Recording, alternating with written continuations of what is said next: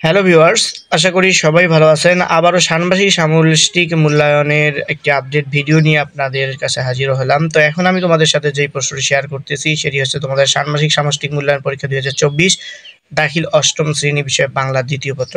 তো এই প্রশ্নটি তোমাদের হচ্ছে রচনামূলক এবং বহু নির্বাচনী প্রশ্ন শেয়ার করতেছি। তোমাদের রচনামূলক হচ্ছে 50 এবং বহু নির্বাচনী 20, টোটাল 70 মার্কের আরবি দ্বিতীয় বাংলা দ্বিতীয় পত্র প্রশ্নটি। তোমাদের প্রতি রিকোয়েস্ট থাকবে ভিডিওটি কোনো প্রকার স্কিপ করবে না, টেনে টেনে দেখবে না, ছোট্ট ভিডিওটি সম্পূর্ণ দেখবে। তোমাদের কাছে কোনো বিনিময় চাওয়া হচ্ছে না। সম্পূর্ণ ভিডিওটি তোমরা না দেখে টেনে টেনে যদি দেখো, এই যে কষ্ট করে তোমাদের সাথে তোমাদের সুবিধার জন্য প্রশ্নগুলো শেয়ার করতেছি, এতে করে তোমরা উপকৃত ঠিকই হচ্ছ, কিন্তু আমার কোনো মূল্যায়নই তোমরা করতেছো না। সুতরাং তোমরা যদি এরকম করো, টেনে টেনে দেখো, তাহলে কিন্তু আর কখনো প্রশ্ন আমি এভাবে ভিডিও বানাবো না।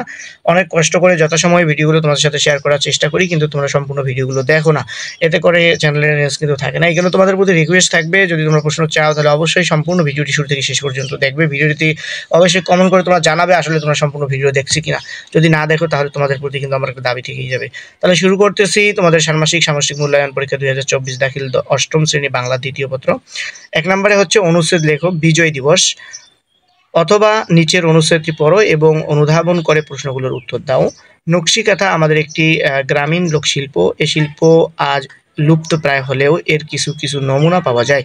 আপন পরিবেশ থেকেই মেয়েরা তাদের মনের মতো করে কাঁথা সেলাইয়ের অনুপ্রেরণা পেতেন। কাঁথার প্রতিটি সূচের ফোরের মধ্যে লুকিয়ে আছে এক একটি পরিবারের কাহিনী, তাদের পরিবেশ, তাদের জীবনগাথা। আমাদের দেশের এই যে লোকশিল্প, তা সংরক্ষণের দায়িত্ব আমাদের সকলের। লোকশিল্পের মাধ্যমে আমরা আমাদের ঐতিহ্যকে বিশ্বের কাছে তুলে ধরতে পারি। তো এখান থেকে প্রশ্ন হচ্ছে নমুনা শব্দের একটি সামর্থক শব্দ লেখো। 1 নাম্বার, অনুপ্রেরণা শব্দের অর্থ কি? তারপরে ঐতিহ্য কি? লোকশিল্প সংরক্ষণে আমাদের করণীয় কি? এতে 4টা প্রশ্ন আছে, 4টার উত্তর দিলে তোমরা এখানে টোটাল 5 নাম্বার পেয়ে যাবা। তারপরে 2 নম্বরে সারমর্ম বা সারাংশ লেখো। এখানে যে 5টা, সূর্যের আলোতে রাতের অন্ধকার কেটে যায়, শিক্ষার আলো আমাদের অজ্ঞানতার অন্ধকার দূর করে, আমাদের দৃষ্টিতে চারপাশের জগৎ আরো সুন্দর হয়ে ওঠে, আমরা জীবনের নতুন অর্থ খুঁজে পাই, শিক্ষার আলো পেয়ে আমাদের ভিতরের মানুষটি জেগে ওঠে, আমরা বড় হতে চাই, বড় হওয়ার জন্য চেষ্টা করি, আমরা সুন্দর করে বাঁচতে চাই, বাঁচার মতো বাঁচতে চাই, আর সুন্দর করে বাঁচতে হলে চাই জ্ঞান, সেই জ্ঞানকে কাজেও লাগানো চাই। শিক্ষার ফলে আমাদের ভিতর যে শক্তি লুকানো থাকে তা ধীরে ধীরে জেগে ওঠে, আমরা মানুষ হয়ে উঠি। এটা অথবা এর বিপরীত, সার্থক জনম আমার জন্মেছি এই দেশে, সার্থক জনম মাগো তোমায় ভালোবেসে, জানি না তের ধরন্তন, জানি না তোর ধনরতন আছে কিনা রানীর মতন, শুধু জানি আমার অঙ্গ জুড়ায় তোমার ছায়া এসে, কোন বনেতে জানি নে ফুল গন্ধে এমন করে আকুল, কোন গগনে ওঠে রে চাঁদ এমন হাসি হেসে, আঁখি মেলে তোমার আলো প্রথম আমার চোখ জুড়ালো, ওই আলোতে নয়ন রেখে মুদর নয়ন শেষে। তো ভিউয়ার্স, 2টার মধ্যে যে কোনো একটার উত্তর দিবে।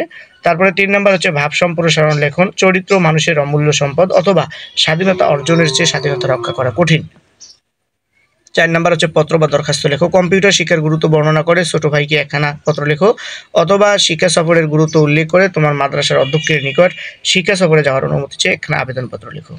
তারপরে 5 নম্বর হচ্ছে প্রবন্ধ রচনা লেখো, যে কোনো একটি। এখানে 10 নম্বর, অধ্যবসায়, বাংলাদেশের ষড়ঋতু, আন্তর্জাতিক মাতৃভাষা দিবস। 3টার মধ্যে যে কোনো একটির রচনা লিখতে হবে, এখানে 10। তো ভিউয়ার্স, চলুন এবং বহু নির্বাচনী বা নৈবেত্তিক প্রশ্নগুলো একটু দেখে নিই। 1, ব্যাকরণের কাজ কি? ভাষার বিশ্লেষণ, ভাষার উন্নতি, ভাষার নিয়ম শৃঙ্খলা, ভাষার নিয়ম প্রতিষ্ঠা। 2, পৃথিবীতে কত লোকের মাতৃভাষা বাংলা? ব্রিটিশ কোটি প্রায়, 25 কোটি প্রায়, 30 কোটি প্রায়, 40 কোটি প্রায়। স্থান, কাল ও সমাজভেদে কিসের রূপ ভেদ দেখা যায়? ধ্বনির, বর্ণের, অক্ষরের, ভাষার।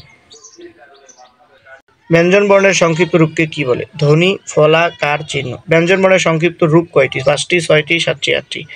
পরের ইকার ও উকার আগেই উচ্চারিত হওয়ার রীতিকে কি বলে? বিপ্রকর্ষ, স্বরাগম, অভিশ্রুতি, অপিনিহিতি। 7, ট বর্গীয় ধ্বনির আগে কোনটি ব্যবহৃত হয়? ট, চা। ক, খ, গ, ঘ কোনটি সঠিক দেখো। 8 নম্বর হচ্ছে স্বাগত এর সঠিক সন্ধি বিচ্ছেদ কোনটি? তারপরে 9 নম্বর হচ্ছে শীতার্থ শব্দটির সঠিক সন্ধি বিচ্ছেদ কয়টি? তারপর 10 নম্বর হচ্ছে শব্দের প্রাণ কি? অর্থ, ধ্বনি, বর্ণ, অক্ষর। 11 নম্বর, ই প্রত্যয়োগে গঠিত শব্দের উদাহরণ কোনটি? মানবী, নাগিনী, মোহিনী, নেত্রী। তারপরে 12 নম্বর, অর্থপূর্ণ ধ্বনির সমষ্টিকে কি বলে? বাক্য, পদ, শব্দ, উপসর্গ। নিচের কোন শব্দের অ এর উচ্চারণ সংবৃত? নদী, অখন, ঘর, অকাল। নৃত্য পুরুষবাচক শব্দ কোনটি? বাবা, বিধান, বিদ্বান, কবিরাজ, সুন্দর।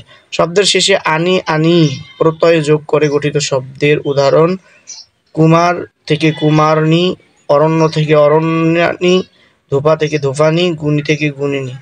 প্রাণীবাচক ও অপ্রাণীবাচক উভয় শব্দের বহুবচনে ব্যবহৃত হয় কোনটি? ক খ গ ঘ কোনটা? তারপর ১৭ বাক্যের অন্তর্গত প্রত্যেকটি অর্থবোধক শব্দকে কি বলে? কারক, সমাস, পদ, বিভক্তি। ১৮ কোন পদ পরিবর্তন হয় না? বিশেষ্য পদ, ক্রিয়াপদ, অব্যয়পদ, সর্বনাম পদ। আমি খেলা দেখে এলাম এটি কোন অতীতকাল? ঘটমান অতীত, সাধারণ অতীত, তারপরে পুরাগঠিত অতীত, নিত্যবৃত্ত অতীত। ২০ আমি হব সকালবেলার পাখি এটি কোন কালের উদাহরণ? সাধারণ বর্তমান, সাধারণ অতীত, সাধারণ ভবিষ্যৎ, ভবিষ্যৎ অনুজ্ঞা। তো ভিউয়ার্স, এই হলো তোমাদের অষ্টম শ্রেণীর বাংলা দ্বিতীয় পত্র সম্পূর্ণ প্রশ্নটি তোমাদের সাথে শেয়ার করলাম। যারা এখনো চ্যানেলটি সাবস্ক্রাইব করেনি চ্যানেলটি সাবস্ক্রাইব করে দিবে। অবশ্যই লাইভ ভিডিওটিতে লাইক করে কমেন্টে তোমাদের মন্তব্য জানাবে।